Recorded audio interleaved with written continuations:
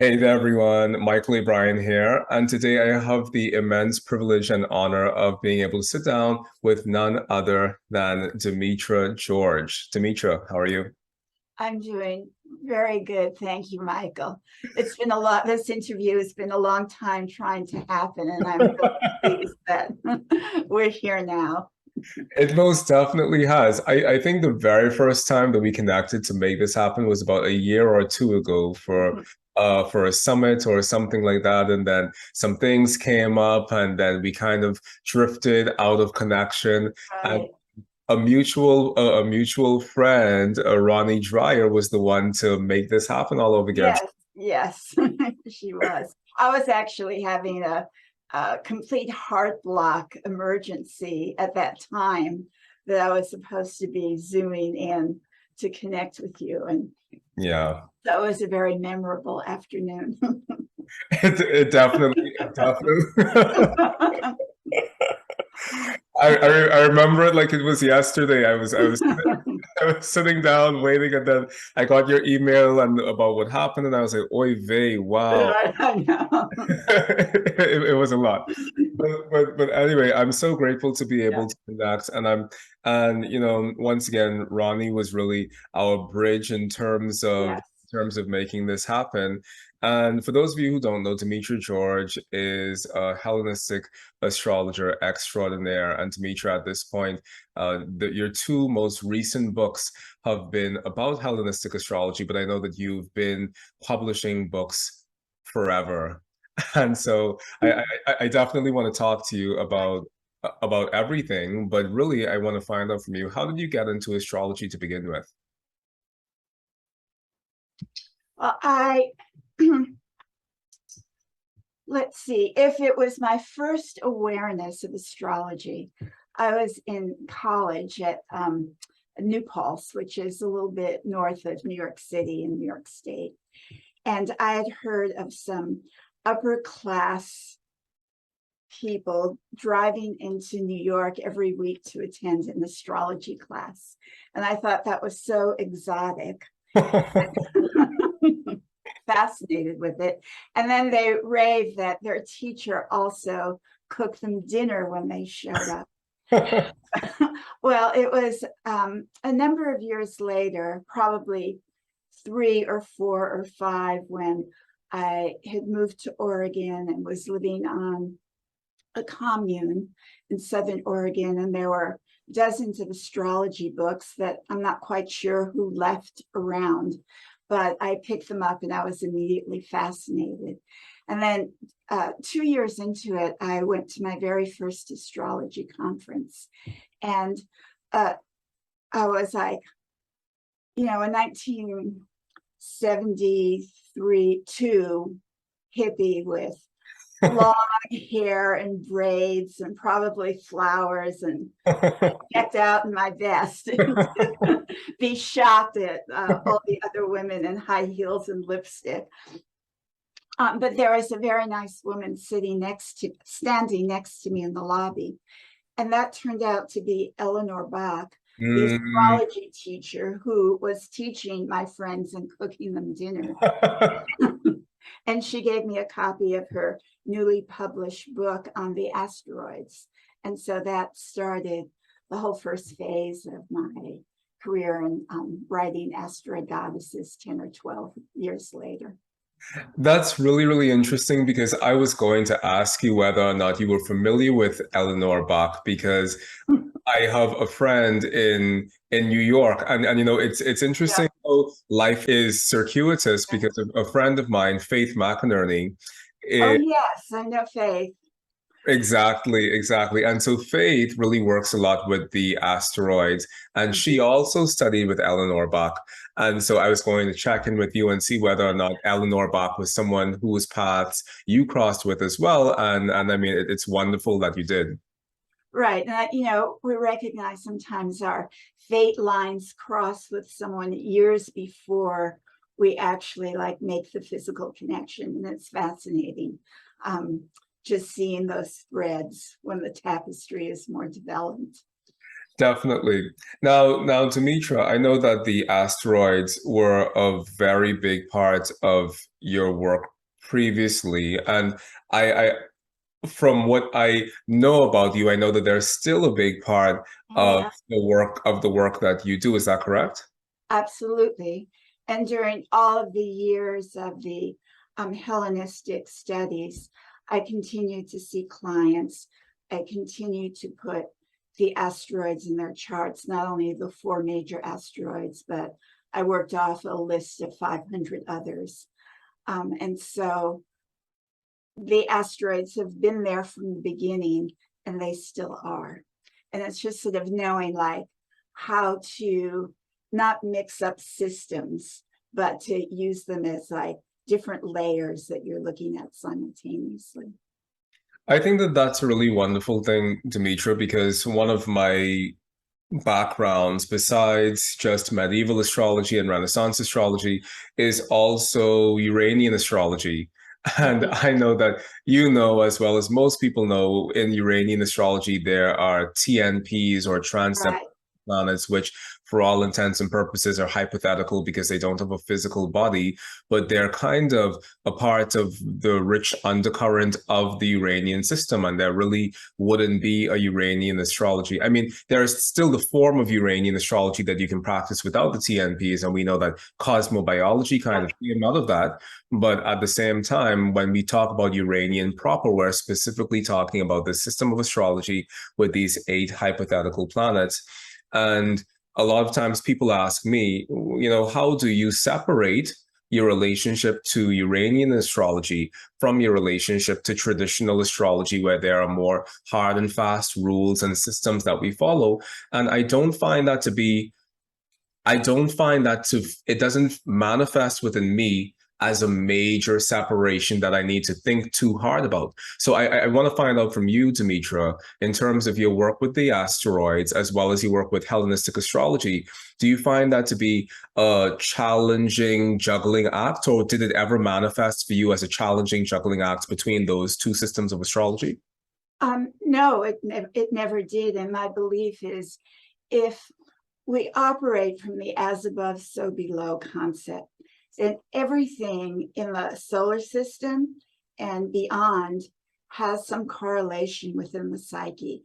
Everything connects, but it's a matter of finding out there are certain points in the chart where the significance is much greater than other points in the chart. So it's finding the power points, the power axes, and then seeing what planets, what TNPs, what asteroids, what fixed stars are there. And then those are the ones that will come forth. Awesome. Now, another question that I have for you, Demetra, Yeah. just because we have the asteroids, which is a very big part of your work, and so many people today are getting interested in the asteroids, but we also have the discovery of further planets beyond Pluto. So, for example, I interviewed someone once, Henry Seltzer, who Oh, yeah.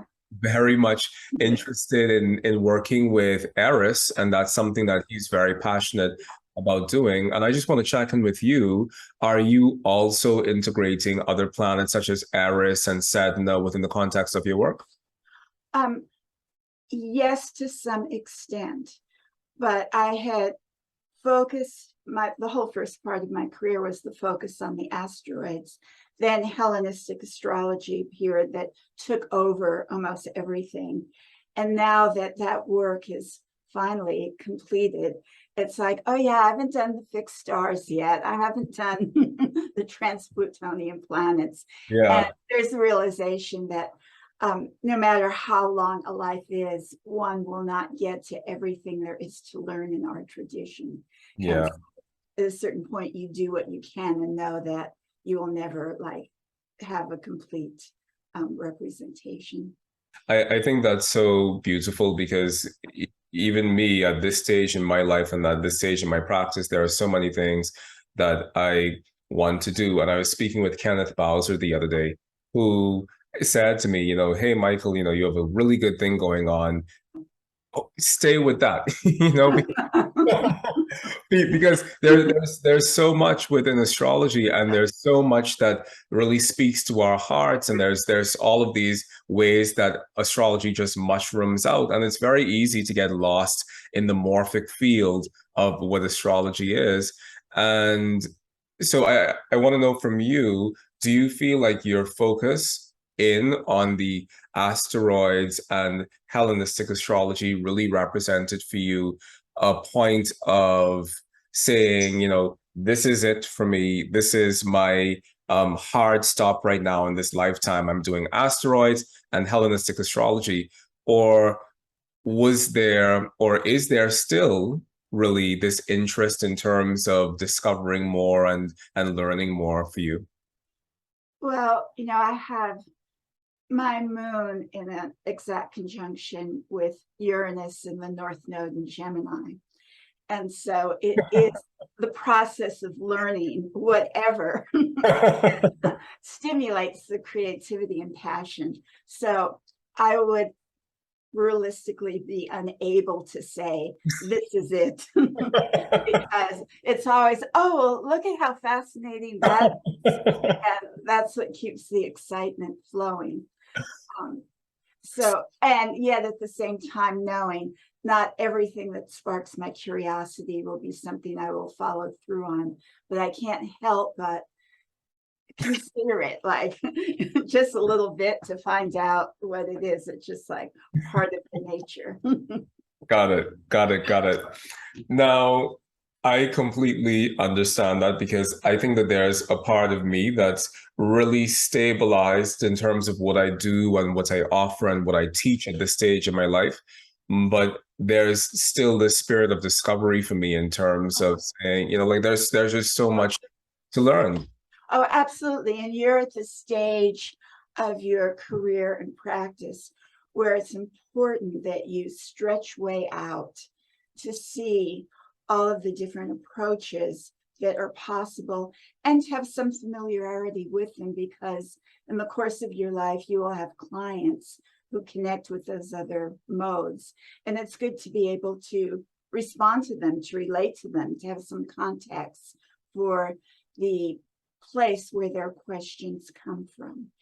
And then as you do that stretching out, there will be certain approaches that will call to you because you have some connection with those teachers, with that work, with that lineage, and to recognize that and have that be part of your focus, but never to block yourself off from the expanse of what is. Awesome. That's my that's how I see it. It's a good philosophy. Okay, so a genuine question for me. Faith is someone who I've worked with for a very long time, and I love her so dearly. And within my entire years of working with Faith, she's always used the asteroids. And there has been a part of me, and I don't really know why this is, because there's a part of me that's been able to expand more readily to accept the trans-Neptunian and, as you rightfully said, the trans-Plutonian planets in terms of what we use in Uranian astrology, because I feel as if that's built within the context of that system. But the asteroids have always seemed like they don't really belong to any one system. So it's not like there's an asteroid astrology that the asteroids belong to. I mean, they tend to float around within the various systems of astrology that people practice. And so even though I've always worked with Faith with the asteroids, I've never actually brought them into my own practice. And one day she said to me, Mychal, when you're older and wiser, then you'll start. Okay, so Mychal, I will ask you, have you ever looked at your list of 22,000 asteroids and gone through and to see which ones were conjunct your angles and your sun and moon and ascendant ruler? And especially look for the names of people with whom you have had or do have close relationships with. And that will be the thing that will utterly floor you as to their their significance with being so specific.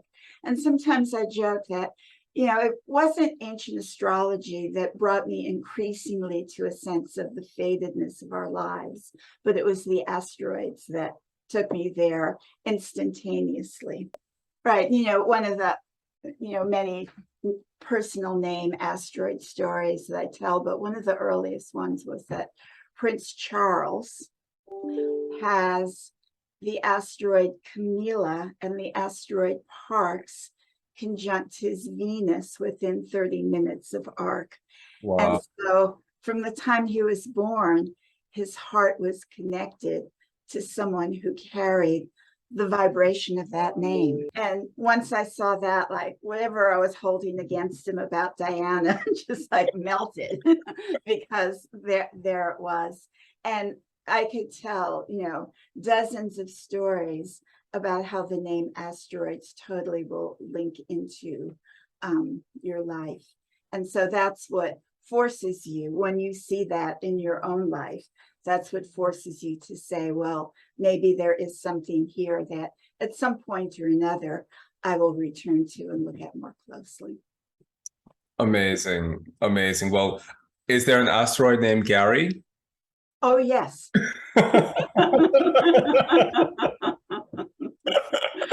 And, you don't have to order your 22,000 list. You can go to astro.com and just follow the prompts and with your chart and put in the asteroid Gary, and it will come up with its placement. Awesome. Awesome. Well, I'm definitely going to look for that because Gary Kristen just sent me a text message. And so I'm going to look for the asteroid Gary. Right. Gary helped produce the asteroid goddess report. So Amazing. that we wrote through Solar Fire. So we have that joke going back and forth. Amazing. Amazing. Now, so another question that I have always wanted to ask you, Demetra, is that we have, and I don't know if this always existed in astrology, but we have this notion of the specialist in astrology. So I know that today a lot of people have crowned you the asteroid goddess and also the Hellenistic astrology queen. And so you're specifically known through these two lenses. But I want to know from you, is that how you define your practice, or is your practice for you something more expansive than just Demetra, the asteroid lady, or the Hellenistic astrology lady?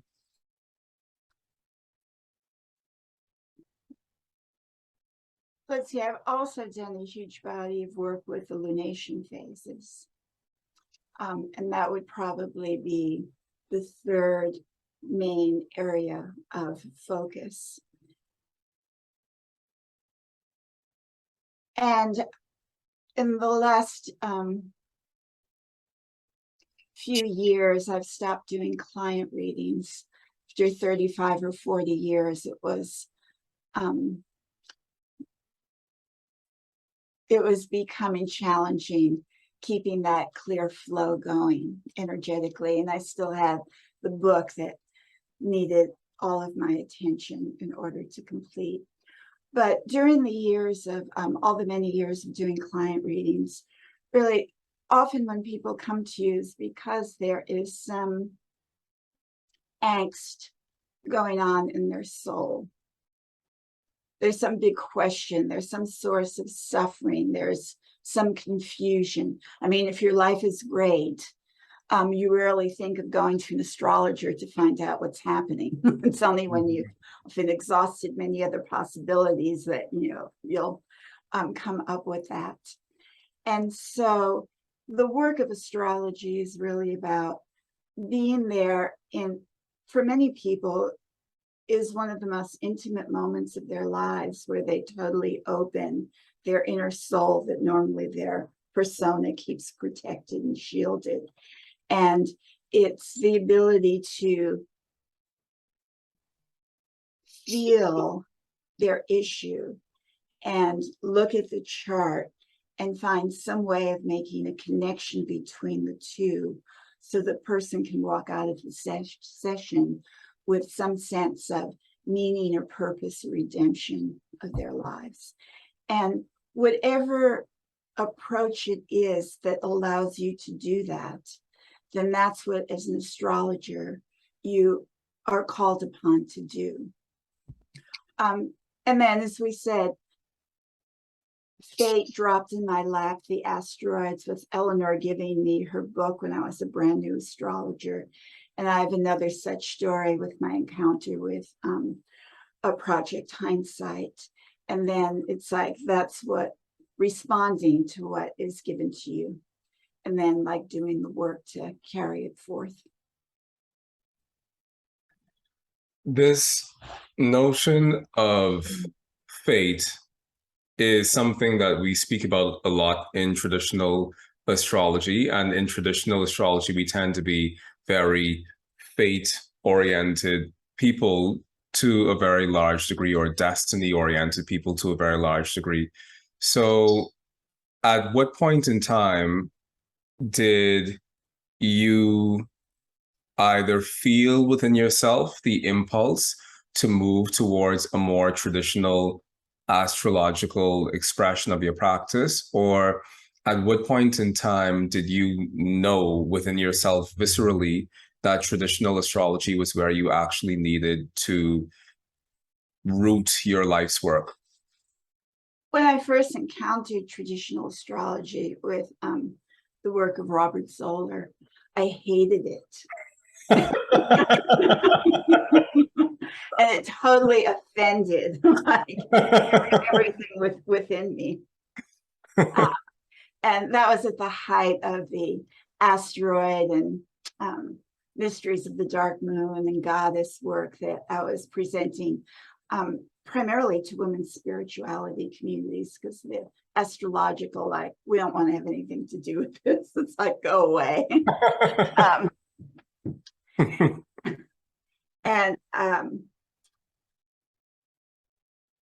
And this sounds terrible, and I don't know as if I really mean it, but I think that when one is younger, there are more potentialities and possibilities that one can envision about how one's life is going to turn out.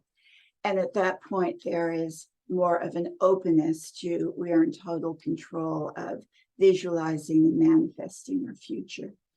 And as life goes on and you see many of the things that you thought might be possible no longer possible, and then you see what in fact has been is what the chart actually said all along, that there is a shift that happens. Now, this doesn't mean that fate is the final word or the astrology is the final word. And I totally have seen and am open to miracles and to grace and to religious fervor and conversion, not being connected to any particular religious practice, be able to intercede and shift the indications of astrology. But that often that takes more than putting an affirmation on your refrigerator. And that is operating in a completely different sphere. And maybe I'll stop there. I could do more of a commentary, but I think that's good. No, I think that it's really definitely in harmony with my own relationship to the whole argument between fate versus free will. I say to people that I practice concrete event-based astrology, and that's kind of where I've always dug my heels in, because I think that astrology does have the ability to manifest in a very concrete event-based way. And that's what really turns me on the most about it, because that is our closest opportunity, as far as I'm concerned, in terms of proving that astrology is valid. And I know that these are crude words, proving valid, but I mean, it's the proof is in the pudding. And I love how you described that the longer we live life and the longer we start to see our lives taking on the shape of a very specific gravity or taking on the shape of a very specific type of magnetism, where we continue to magnetize towards ourselves and attract to ourselves very specific sorts of things that we've always attracted to ourselves. I think that that shows us that even though we want to feel as if we have more freedom and more possibility, our lives do carry this greater responsibility to fulfill a destiny that we're all born with. Right. I've sometimes spoken about that issue with the whole acorn seed, that if you have an acorn seed in the beginning, which that seed is like our natal chart, the seed potential, it may grow into a number of different kinds of trees that bear acorns, but it's never going to be a tomato plant or a cactus. And something that Rob Han had said, that really what our lives are about is trying to become the best possible expression of that which we inherently are. And that's a way where we have some control over the shaping of the final outcome of our life, while staying true to what is the seed pattern that our life can grow into. Why do you think, Demetra, so many people within astrology, and I'm specifically thinking about Alan Leo, because I'm currently wrapping up the final edits of my own book on traditional astrology. And a part of that writing process has been trying to explore at what point prediction became such a vehemently demonic term to use within astrology. At what point did we as astrologers start to hate prediction? And a lot of that research has taken me specifically to Alan Leo and the ways in which he vehemently spoke against prediction and said, hey, it's a fool's errand to predict in a particular type of way, and the exoteric astrologers are completely driven by this notion of fate, and as if they cannot change their natal possibilities by one iota. And so like he really goes on for a major chunk of his life to talk against astrology as a predictive practice. But I want to know for you, within your own putting traditional astrology more at the forefront of your practice, what has been some of the response that you've received from the non-traditional community in terms of the traditional astrology that you practice and that you write about? Well, first of all, Alan Leo had his great realization after he was arrested for fortune telling, and then redesigned his work so that it would be more psychological and open-ended in nature. So that always needs to be kept in mind when understanding his conversion. And then, of course, I think his conversion was also part of his becoming a theosophist and going to India and learning about the doctrines of karma and reincarnation. And one of my Buddhist teachings said that if you wonder who you were in a previous life, look at your present circumstances.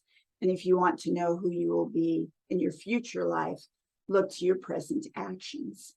And it may have been somewhere in that teaching that Leo would have undoubtedly encountered with the philosophy of India that began to reshape his thoughts about how through our right actions we have the ability to shape what comes about in the future.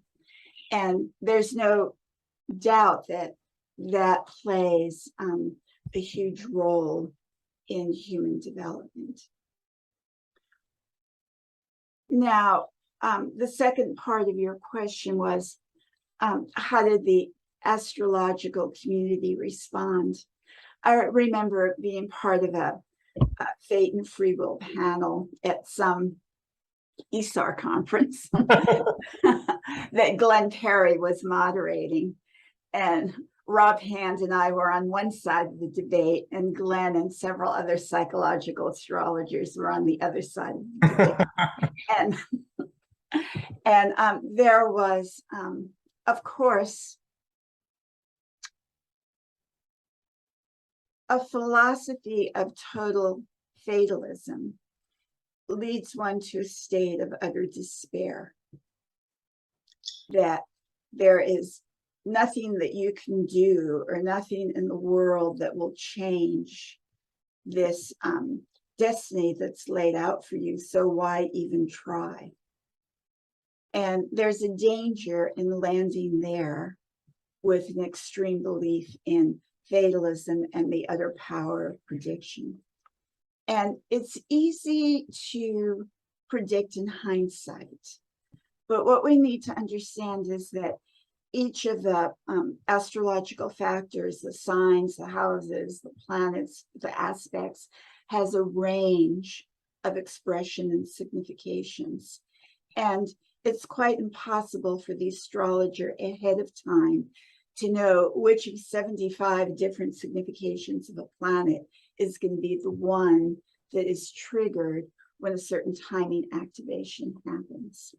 And so that prevents a total belief in the power of prediction and faith and fatalism. After the fact, you can look and go, oh yeah, that was one of the 75 ways that Mars could manifest. It becomes easy. So it may not be that it's impossible to predict, but the astrologer's capacity to do so is simply not there, nor will ever be. However, with everything that's happening with AI now, it might be a different story after Pluto gets into Aquarius and the world of AI becomes increasingly predominant.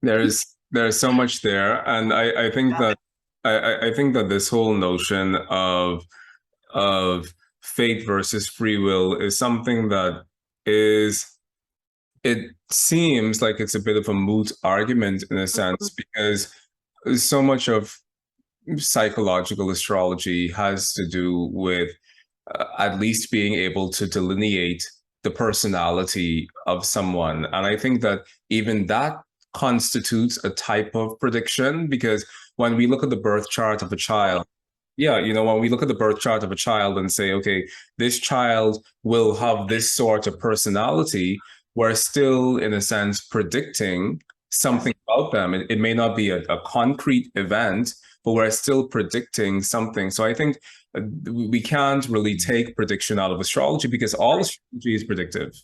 Right. And yeah, again, this is what Zoller used to say, that you can't take a person's natal chart and 50 years later still make accurate statements about their personality and character without that already having been predetermined to some extent. And you can't make predictions about what will happen if that was also already set into place at the beginning. Yeah. So there is that reality that we need to hold as we have this debate about how much of our life has already been set into place and how much of it there is some flexibility in shaping. And of course, this was the big philosophical and religious debate that has always existed in astrology in the Hellenistic world and in the medieval world and in the modern world. People confronting astrology have had the same conversations that we're having right now. And I think that right now, at this moment in astrology, it's really interesting because more people are willing to stand on the fate side of the discussional divide And I think that that has to do with the resurgence that traditional astrology is seeing right now. I mean, so many younger astrologers, so many millennial astrologers are identifying their practice as Hellenistic or based in Hellenistic astrology. Mhm. And your work has largely been a major force in terms of that. And so I want to know from you, in terms of having such a foothold in the younger generation, why do you think Hellenistic astrology has become such the force that it is within the hearts and the minds of really young people to a large degree, but just in the world right now? Um, One theory that has been suggested about why astrology has risen and fell over time, become more and less popular, more mainstream and more underground, has to do with the level of insecurity that a culture faces. And they point to during the second millennium BCE, astrology developed in Mesopotamia, but not in Egypt, that were adjacent. And they both had big skies and they both looked at the stars. But by and large, Mesopotamia, one invader after the other kept coming into the area and taking over. And in Egypt, you had incredible stability that happened for thousands of years. And so when times are uncertain, there is more of a need to want to know what's going to happen to you and feel that you have control over being able to see that. And now is like between climate change and the economy and the politics, and there is so much uncertainty about what the future is going to hold, and many times a lot of fear that for the younger generation, that we as a generation had a very stable youth, but with epidemics and COVID and all of that. And so with that heightened level of fear, instability, uncertainty, finding a system that makes you feel as if you have some sort of control or knowledge is very reassuring. And I wouldn't eliminate that possibility from the current surge. Now, the other explanation is that it's such an elegant system. And it's sort of like mathematics, that you have your operating principles. And if you know them and you turn the wheel and crunch it, you come out with a very predictable or stable or realistic or grounded result. And one of the things of modern astrology is, it was steeped in free will, and planets can manifest in all these different ways. And then after you learn the basic meanings of everything, well, how do you read a chart? And it was said, well, you have to find your own voice. And so then it was a crack shot as to like what you're going to say to the client. It's like looking at the chart. You didn't know where to begin. You say, oh, that's an aspect I can say something about. And like you'd look for something else that you could comment on and going, oh, how many more minutes do I have until the meeting's over? Right. And with the Hellenistic, it's a system that provides a solid structure underneath the chart, that once you see that structure, then you understand the core, and then you can add the details. And that is very satisfying. So it's also that the Hellenistic system gives more of a sense of grounding in knowing what you're doing and knowing how to say something that actually makes sense from the very beginning. Definitely. So many of my own students who've come to me over the years have said, Mychal, I've practiced astrology for 30 years. I've practiced modern astrology for 30 years, 20 years, and I still don't know how to read a chart. Mhm. I hear that over and over again. People continuously say that. And when they come and they study traditional astrology with me, they leave with this sense of gravity and a system and a rubric. And it's curious for me because I wonder if this is such a pandemic of modern astrology that people study for years modern astrology and then they go to conferences forever and then they take all of these modern astrology certifications and they leave with this deep insecurity in how to perform a confident act of astrology. What do you think it is about modern astrology that's preventing, I don't know if it's people who teach modern astrology or whatever, but what do you think it's about modern astrology that's preventing itself from organizing itself in a way that actually allows people to feel as if they can perform as functional astrologers when they're done with that training? When I first got into astrology in the 1970s, there was a reaction across my generation against the fatalism of the previous astrology. And we had a very incredible interest in psychological astrology that was the new form of our generation.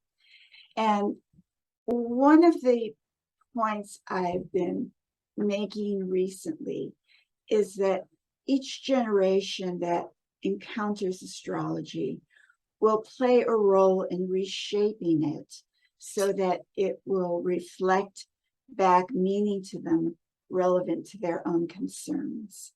And because we're fascinated with psychology, with Jung, with the psyche, with the healing of the soul, then we wanted an astrology that would be more open-ended to being able to discuss those ideas relevant to our interests.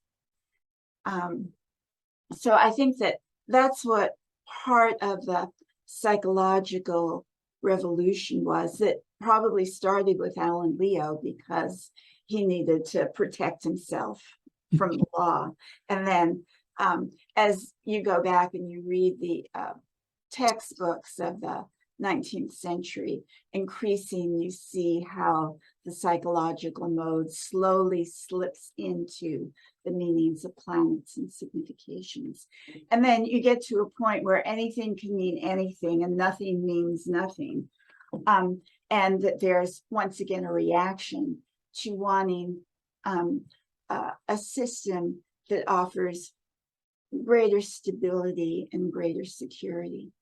And I'm especially fascinated with a number of the concerns of your generation now with redefining gender issues and redefining power issues, and how that reshaping will now happen to our language by your generation. And you'll come up with new words and new concepts and talk about them in your podcasts and write about them and lecture about them. And slowly that perception and that vocabulary will seep in and become mainstream as you mature and grow in your astrological careers, and to try and figure out a system where the new vocabulary actually works. So it's kind of fascinating to me that we didn't know about hardly anything about traditional astrology until about 25 years ago.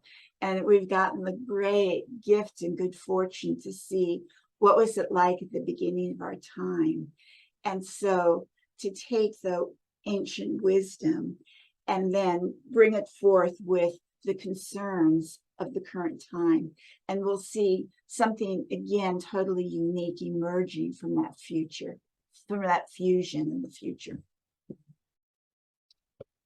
I think that's really a beautiful place to to envision things from, because, and I think that you've had the, I don't know if it's the luxury or the privilege of being able to see these different epochs of astrological history in terms of this revolt of people from the old form of fatalistic astrology to then move into the psychological, to then see the resurgence of classical astrology come kind of full circle. And what I've always loved about traditional astrology, like you just mentioned, is this stability that we have throughout the entire landscape of what we call classical astrology. So whether we're referring to Hellenistic astrology or medieval astrology or even Renaissance astrology, which tends to simplify things quite a great deal, we still find this collective undercurrent. And we find William Lilly saying things essentially that was said by Firmicus, and we find people like John Gadbury saying things that was said by Paulus Alexandrinus and Olympiodorus. And so we see this cross-cultural thing happening.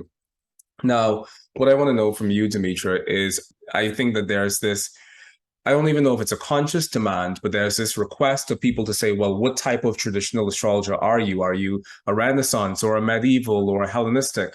So I want to know from you, how important do you think is this demarcation within the larger sphere of traditional Western tropical astrology? I don't think it is very important. And it's true that there is a continuity between the earliest writings that we have that form the tradition that is the direct ancestor of what we do. And that even though there were gaps in translation and transmission, by and large, astrologers looked to the writings of those who were before them and tried to stay faithful to them, at the same time adapting them to what was going on in their time and their culture. And that's the beauty of astrology, that its core remains unbroken while it has the ability to shape shift to different cultures, which ensure its continuity. But going back to your question,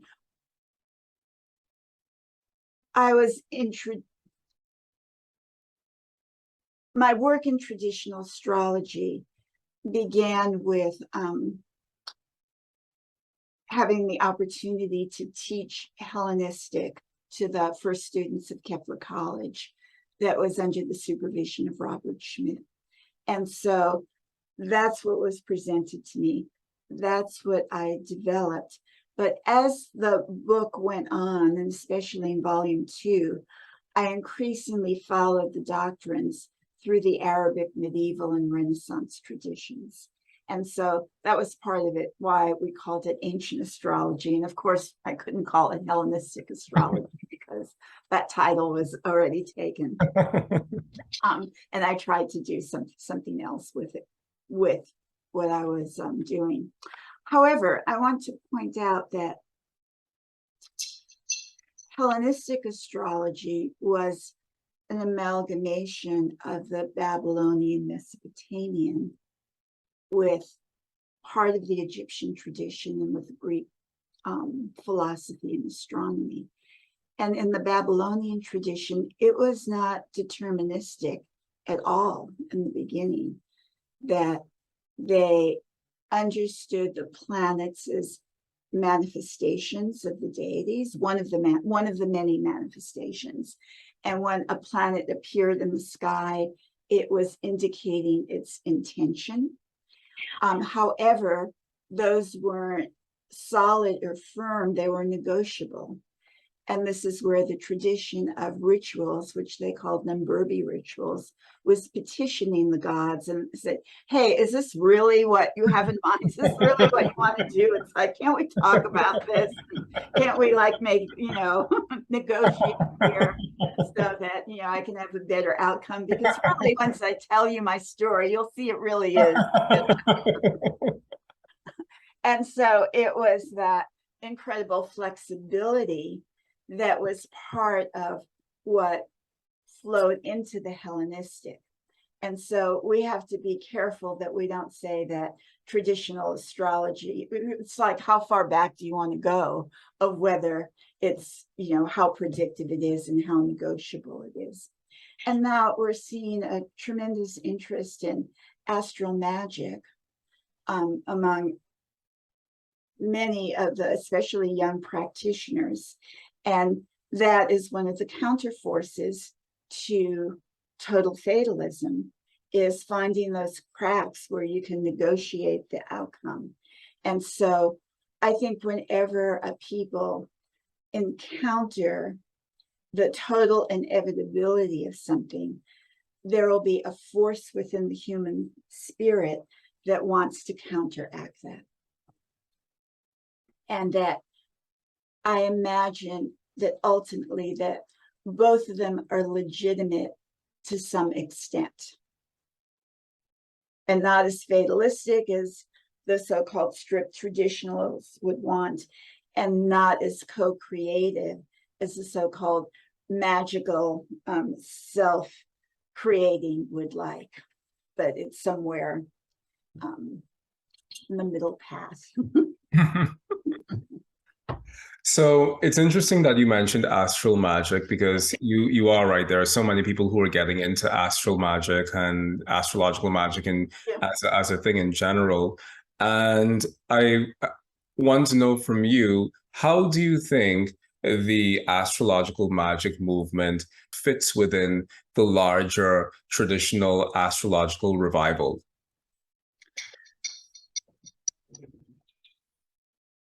It is definitely part of the astrological tradition and has always had a place. However, by and large, it has remained underground and obscured. And for the reasons of protecting the practitioners and the teachings. And in the earliest Hellenistic astrology, there is a very strong Hermetic tradition that's the core of the magical tradition of the correspondences throughout all the realms of nature, and how that has always been part of astrological magic. But then what happened in the Hellenistic times was the rise of Christianity becoming increasingly powerful, and the dispute between the one God of monotheism and the many gods of paganism. And as astrology then became illegal in the late Roman times, and then practitioners punished by the church by being excommunicated or denied baptism, the astrologers tried to make astrology more scientific and to remove the magical religious element from it so it could go forward and took the gods, so to speak, out of the planets. And then that tradition went underground, and I've been trying to follow those threads from out of, like, what am I curious about and what am I distracting myself while I'm supposed to be doing things. But I think a lot of that went to Haran, to the Sabians of Haran, that already had a tradition of astral magic from both the Iranian Persian culture and the Babylonian culture. And there it took shape and then came back into Europe in the 12th century, but went underground in Western Europe. And now that it is re-emerging again, I can't help but have some concerns in today's political climate. And what triggered my own sense of foreboding, one might say, is when the Supreme Court Justice Alito wrote, I forget what you call it, his thing on abortion, and he cited earlier jurists as part of his justification.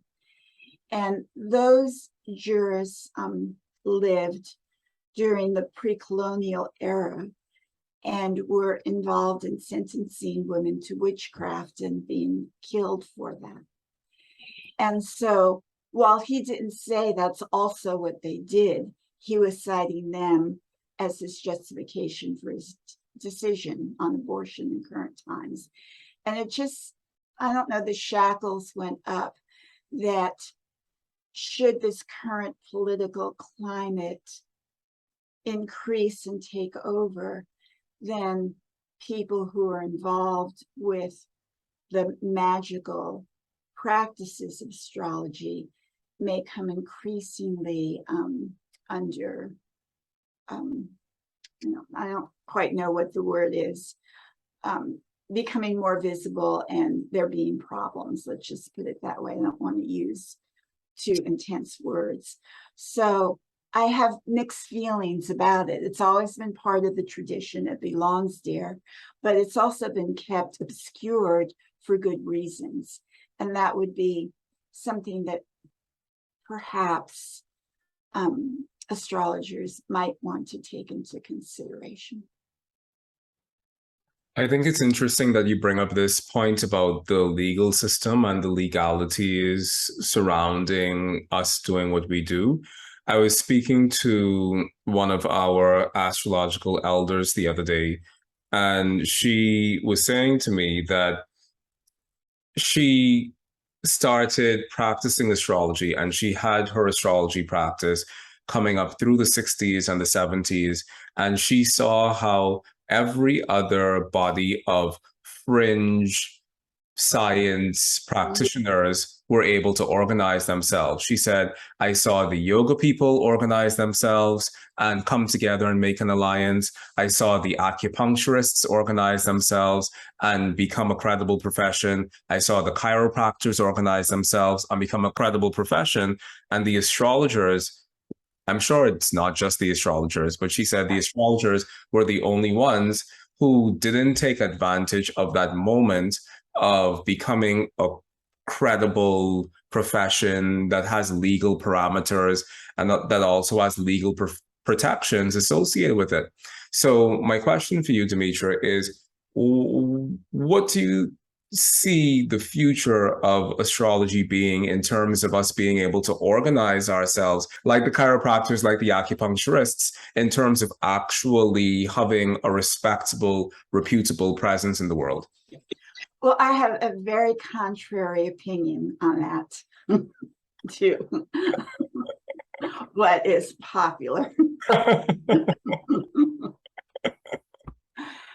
And now I'll preface it by saying when the AFAN organization first formed in the early 1980s, there were many laws on the books against fortune telling. And that was the main thrust of AFAN, is finding those laws on all the local and city and state books and then working to overturn them and freeing astrologers from being arrested for that. And so that was an effort that was legitimate and that was made, and part of the freedom that we have now in practicing was due to those efforts. And I should mention J.H. Jacobs' name is like spearheading that effort among others. However, I think that ultimately it's good that astrology not be organized, not be mainstreamed, and that as long as the popular culture thinks that we're entertainment and superstition, it allows the serious work to continue unimpeded. Astrology was always a mystery tradition. if you read the works of the ancient astrologers, they'll talk about it in terms of initiation and keep these teachings secret and don't, give them to anybody. Make sure they're serious, safe people. Because there's two reasons why I feel astrology should not be mainstreamed. One is that there's tremendous power in it.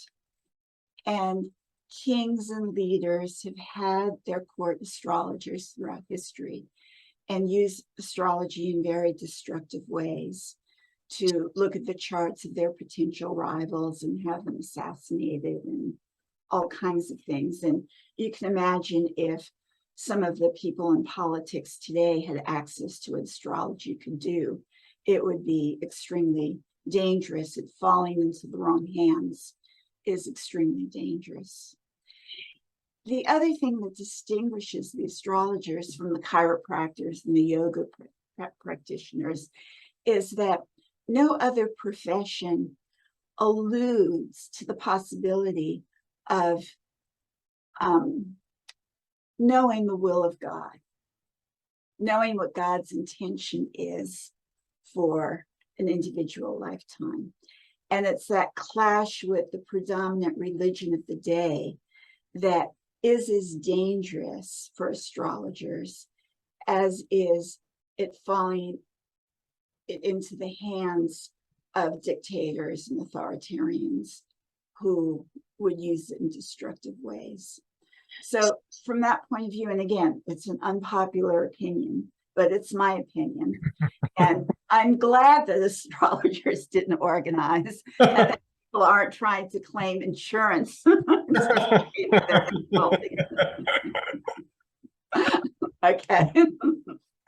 I mean, so I hear that completely, and I hear exactly what you're saying, and I think that there's this other thing that is happening at this moment in astrology, where every single person who has access to the internet, who can Google astrology for one day, then wants to hang their shingle and say that they're a professional astrologer. So I think the difference here is that the acupuncturists have a very sure set of guidelines for what it means to be an acupuncturist. There's licensing involved in that.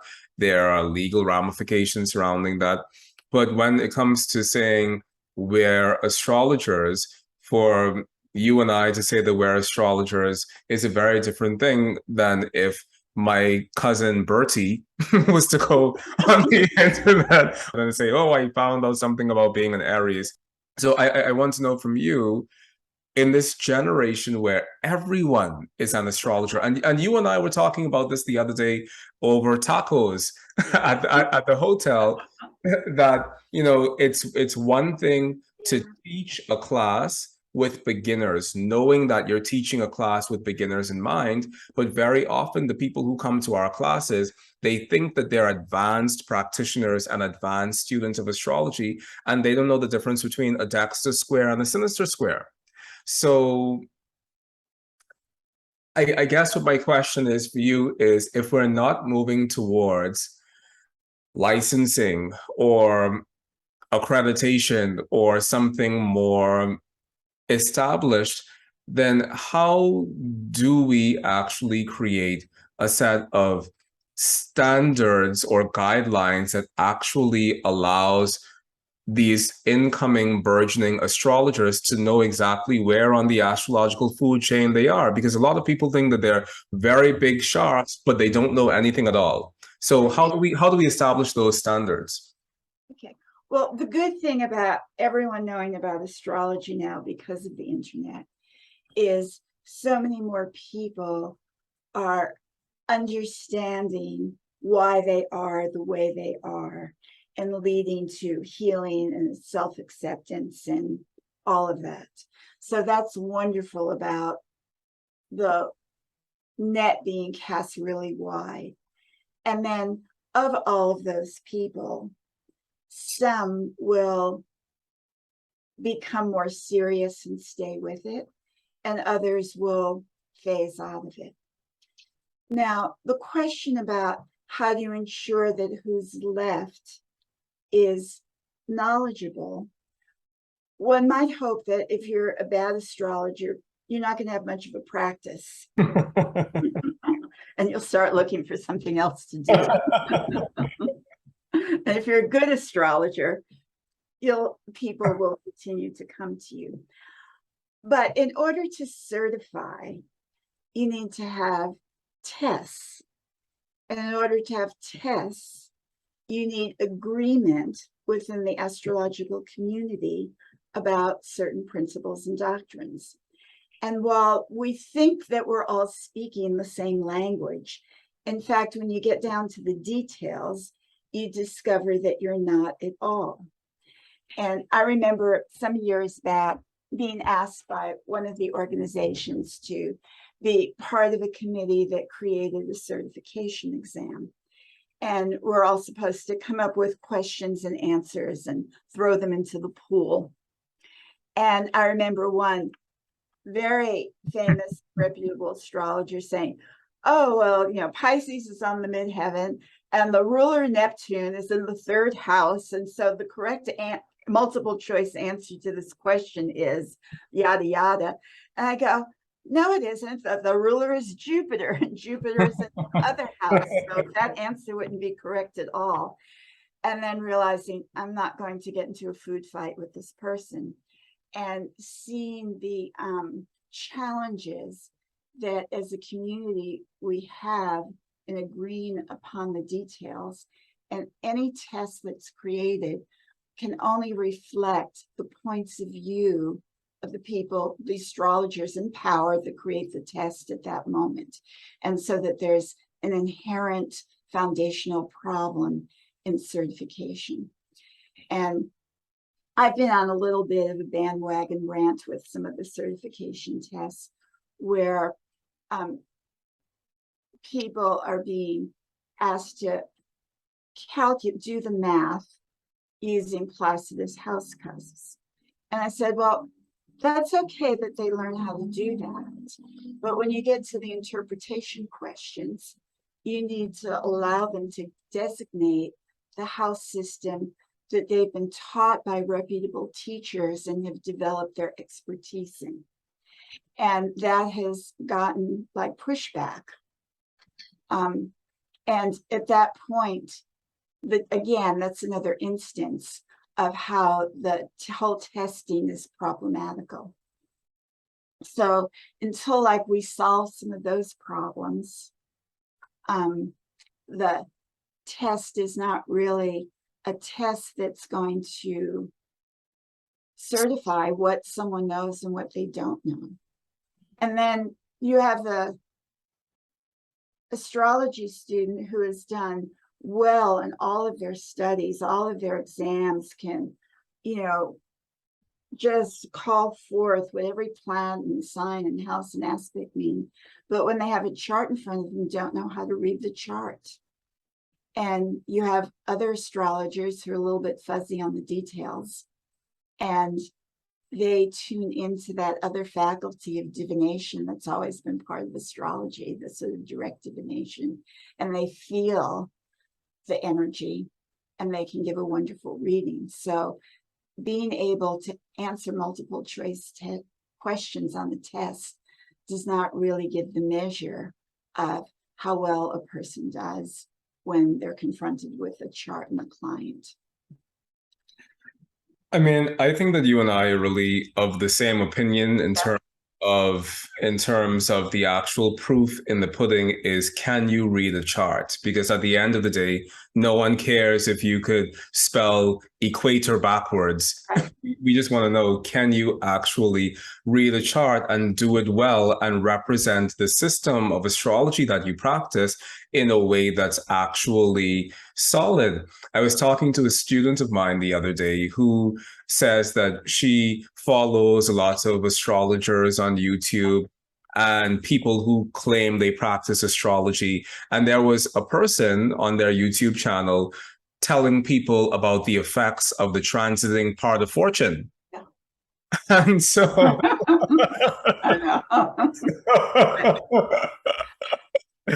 And so there are people who literally they know no astrology, they've received no teaching, they have sat down to study no books, they literally know nothing, and they're talking to people about the transiting parts of fortune for the world as being a valid interpretive Right. factor. So I think at the end of the day, I don't know. I think this is a real conundrum that we have in astrology, because some of the worst astrologers, who shouldn't even be called astrologers, have the largest presence Yeah. anywhere. So I'm also trying to struggle within myself and see what can I do to to even if not create a testing scenario, but what can I do within my own house and my own teaching to ensure what the next batch of astrologers looks like? I think it's a question that we all have to ask ourselves as a community. Right. Be a good teacher. Teach your students well. Do your best to make sure that they understand what you've taught them, and then send them forth. And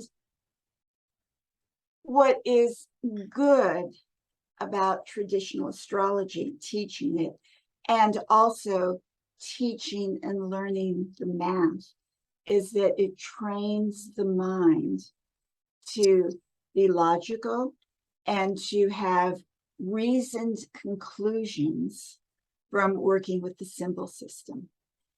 And when I've taught like the analysis of planetary condition, and I say we will all come up with different conclusions as to how well this planet is likely to function in the chart. And it's okay that our art of judgment is different, but what I want to hear from you are, what are your reasons for arriving at this conclusion? And if you have solid reasons, then it's as good as the next person who has a reasoned thinking process. And this is what the training in traditional astrology does.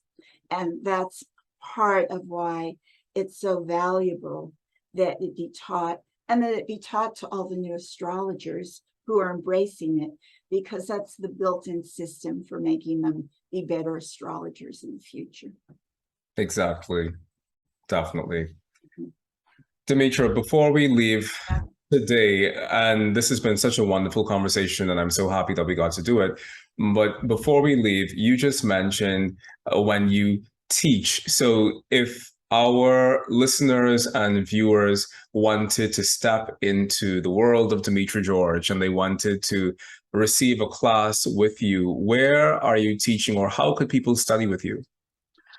At this point, I'm no longer doing my 5-day retreats that I had for 3 consecutive years, because at my age, I don't want to make the final commitment 3 years from now. However, I have recorded all of that material in terms of classes that are available through Astrology University. And I think in October, a new class starts in beginning Hellenistic, that each week I go through example charts. There's homework. We go over the homework. There are live Q&As that accompany the recorded sessions. And I wrote the books as a sort of self-teaching tool that if you just follow the instructions and do the exercises, you can get through from beginning to end. If you want to hear my, asides, you can go to the Astrology University site under my name, and there are a number of courses in Hellenistic that I have recorded, some that you can just download immediately, and others that are offered with Q&As after each lesson, live Q&As after each lesson. So that one, as I said, we're starting sometime in October. Awesome, awesome. And I know at the beginning you said that you're no longer giving readings. Is that something that you're pretty settled on forever, or can people expect for you to dive back into a client practice? I don't think so. I'm settled on that. And really the reason is was that I probably started doing readings by the late 1970s. So I don't know how many years that is, 40 plus Over 40 years. Right. And during that time, the readings flowed. Like, for the most part, you weren't exactly sure when it started, like where you had an idea where you might go, but you weren't exactly sure. But the moment you encounter hello, then it just was this never-ending stream. Then in the last year, 6 or 9 months, I felt as if my nervous system was like burnt out, that after a reading, I'd be in such a sort of hypoglycemic state of crash. I couldn't get it to stop. And that my clear mind energy would start running out before the reading was over. And occasionally I'd go, I have no idea what to say next or this means. And so it was at that point, it's okay, like I'm done. And so to recognize that they say that, the spirit of astrology, the muse of astrology, moves from one vital host to another. And as long as your energy is strong and moving, it will come through you. And when it's exhausted, your resources, it'll move on to someone else. And so that there's a wisdom in knowing when that time has come. And so I'm still good at teaching, and I'm good at doing the podcasts, but the special quality of energy it took for readings, like, that's finished now. And it's like good to know when the end is the end. Definitely. Yeah. All right. I mean, thank you so much for sharing that to me, because I'm going to listen out for when that happens for me. And last question before we leave, to Not for years. You have many years. One can tell. When you see some of the young astrologers, you go, oh, that one. You're one of that one that will. We'll see. Listen, Demetra, last thing I want to find out from you before we leave is, are there any more books that we can expect to come from you? Maybe. It's like I need, I'm doing a continuation of my work on the decans for the Astromagica conference next month. And then my publisher would like me to do that translation with an introduction. So I might do that. I have another trip to Greece, maybe a year from now, that I'm discussing with Dennis Harness. We had a business of ancient oracle tours for a number of years together. So those are 2 possible projects, but I just don't want to be under any deadlines anymore. After 45 years of being under a continuous deadline, it's like I want the luxury of maybe. Awesome. Listen, Demetra, this was such an amazing time to spend with you, and I'm so happy to have been here to finally have this conversation. Likewise, it's an honor to connect with you, and I feel totally reassured as to the future of astrology in hands such as yours. Thank you so much, Demetra. And to all of our listeners out there, if you've enjoyed this episode of the Oraculos podcast between myself and Demetra George, by all means, please like this podcast, share this podcast, and subscribe to the Oraculos podcast anywhere you find us on the internet. Until next time, I'm your host, Mychal Bryan, leaving you in peace and love and hope. Until we meet again, have a good one. Bye-bye. Can you send me a headshot, or can I just look for a headshot for you online somewhere? Yeah, I actually do have the headshot that was used for the book. So I can do that. I can do. If you can email me. Right, there's a lot of stuff I can do. If you love this talk on Hellenistic astrology and you're ready to do a deep dive into traditional astrology, then check out my Mastering Traditional Astrology YouTube series, starting with this link.